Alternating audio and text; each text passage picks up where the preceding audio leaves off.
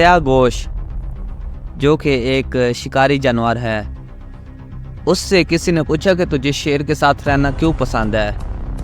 تو اس نے کہا کہ مجھے شیر کے ساتھ رہنا اس لیے پسند ہے کہ اس کا میں پسماندہ کھا لیا کروں اور دشمنوں کے شر سے بچ کر اس کے دبدبا کی پناہ میں زندگی بسر کر سکوں۔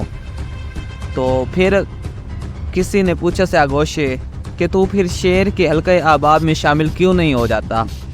تو شیر نے کیا جواب دیا، جانتے ہیں اس ویڈیو میں۔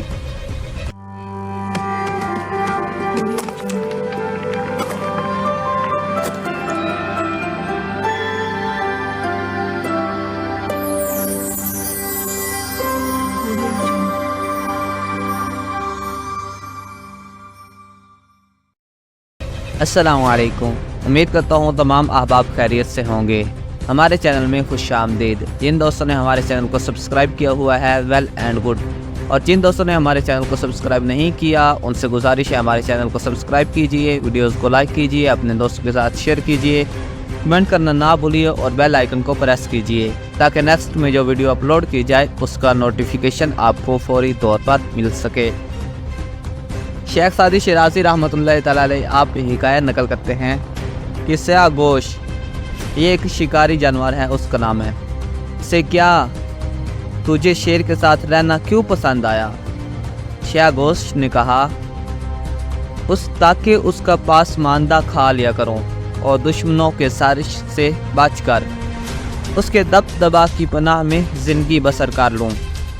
انہوں نے اس سے کہا اب جب کہ تو اس کی حمایت کے سایہ میں آ گیا اور اس کی نعمت کے شکریہ کا تو نے اقرار کر لیا، اس کے زیادہ نزدیک کیوں نہیں آتا تاکہ وہ شیر تجھے اپنے خواص کے حلقہ میں رکھے اور اپنے مخلص خادموں میں گننے لگے۔ اس نے کہا میں اسی طرح اس کی گرفت سے بھی بے خوف نہیں ہوں۔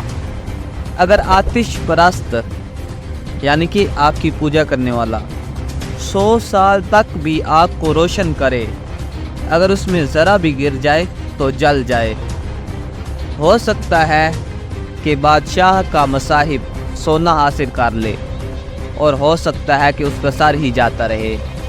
اور عقل مندوں نے کیا خوب بات کہی ہے، بادشاہوں کے تلون مزاجی سے ڈرتے رہنا چاہیے کہ کبھی تو سلام کرنے سے رنجیدہ ہو جاتے ہیں اور کبھی گالی پر جوڑا بخش دیتے ہیں۔